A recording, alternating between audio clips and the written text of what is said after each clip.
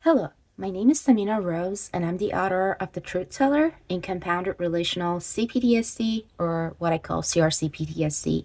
And I'm also an artist, and I have released 15 albums.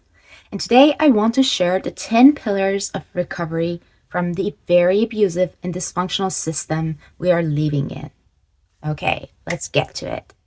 First thing I like to share, and I want you to always remember, is that when the cruelty happens, when the system tells you you're nothing, when you constantly fail after fail, one obstacle after the next, it's not you.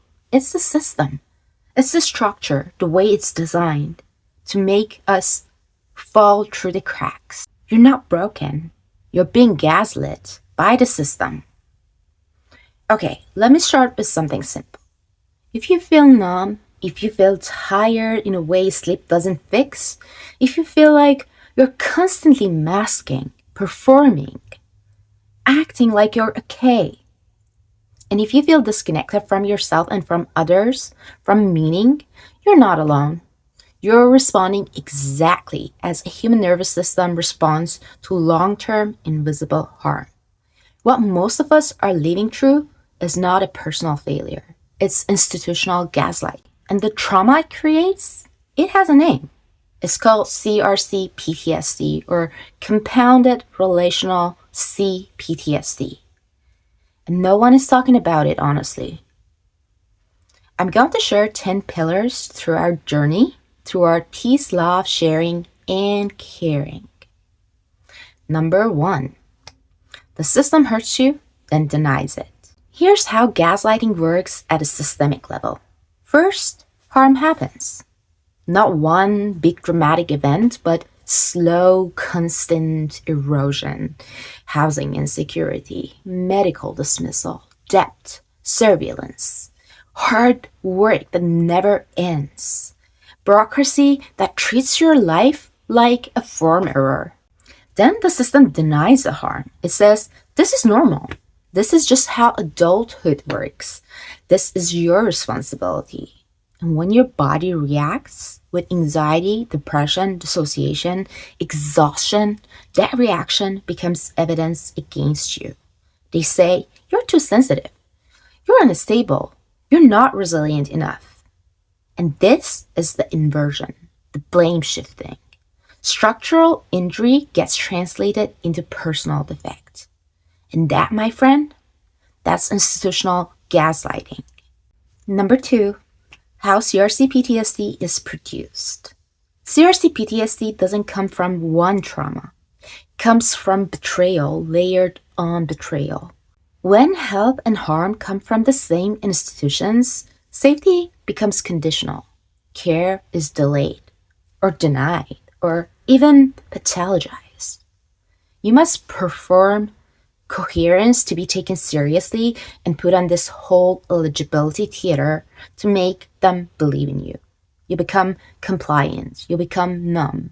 You learn that your feelings are too much. And then your nervous system adapts. You become compliant. You become numb.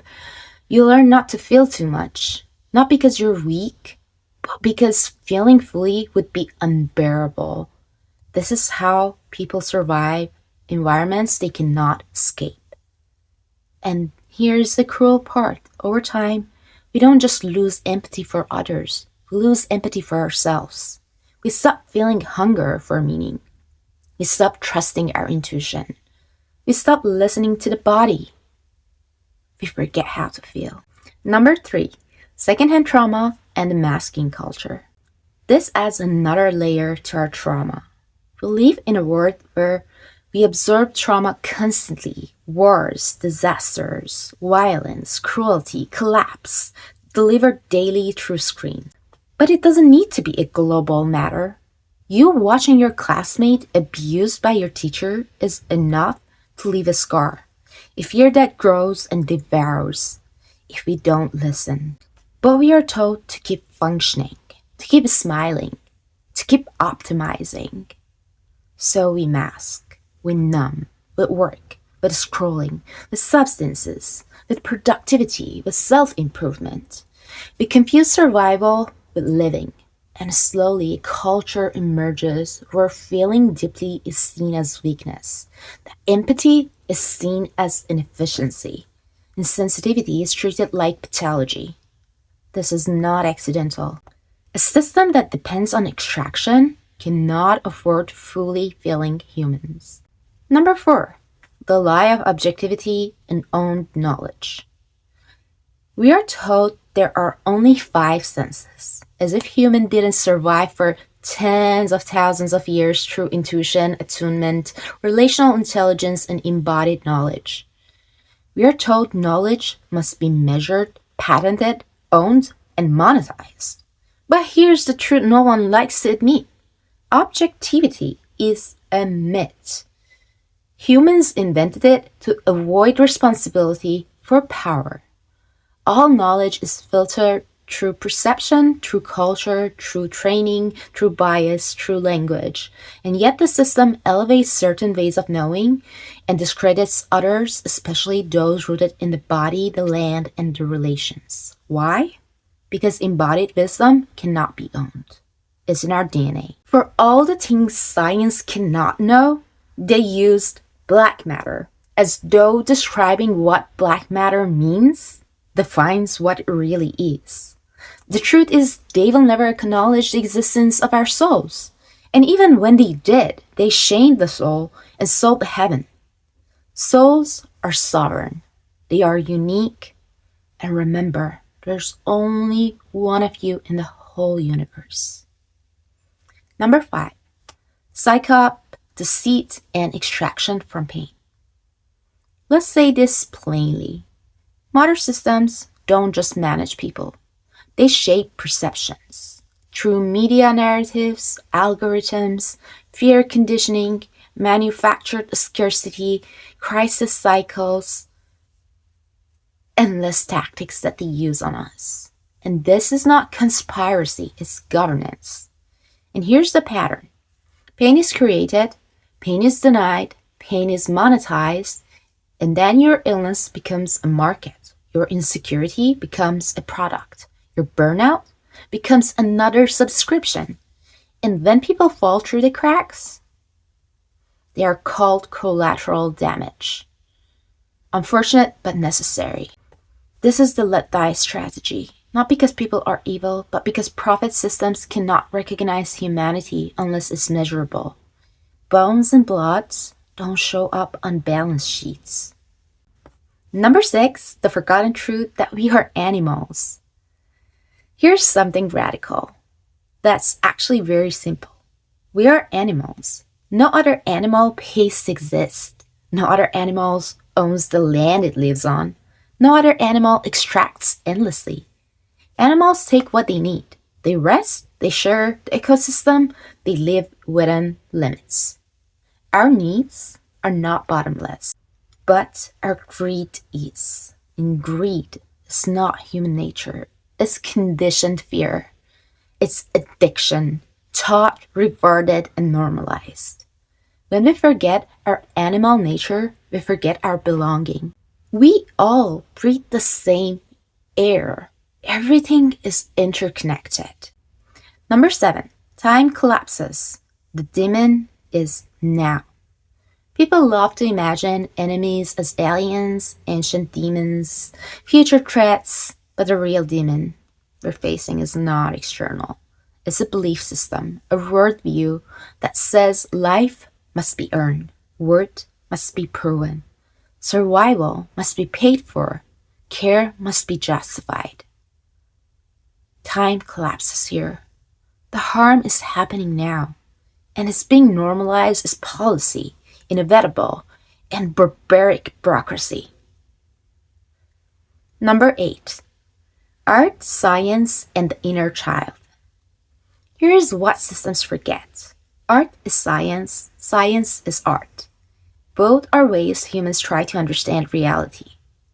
Art connects us back to the inner child, the part of us that feels, imagines, creates, plays. Children don't own, they share. They don't hoard, they don't extract. They can be responsible and kind. We act like adulthood means becoming hard, but real maturity is the ability to remain soft without being destroyed, to grow from the trauma, but not alone, together, regulating one another, but expecting people to learn and not become dependent. Not tough love, but patience and tenderness, as though we are one. We don't need to grow up. We need to grow young again. With wisdom, we need to go back to our innocence, to loving freely, wholeheartedly, to being present, to dancing barefoot to music, singing, and telling our stories. Number 9, a different imagination. I'm not saying everyone should disappear into the woods tomorrow. I'm saying this. We need to withdraw our beliefs from systems that survive on our silence. We need to imagine economies of care, sharing, mutual aid, presence, and enoughness. We need to reduce participation in what numbs us and increase participation in what connects us. Because the most dangerous thing to a gaslighting system is a person who remembers how to feel. At some point, we might need to go back to nature. We might need to boycott all the big tech companies. But it's temporary. After all, those tough few only have power if we believe the illusion of money, that a piece of paper or metal has a value higher than its soul. We need to call out the murders of the system in the name of policy and law. The law that protects money is a cosmic joke. Laws are made to protect souls, the aliveness within each and every being. We are killing animals and humans too. And the hardest truth, I'm living on blood and bones of those less fortunate than me.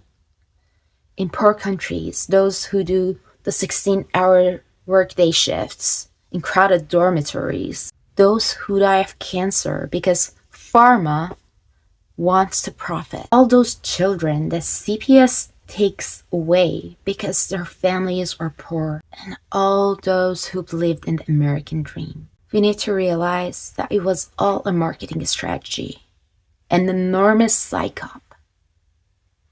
But we are not helpless.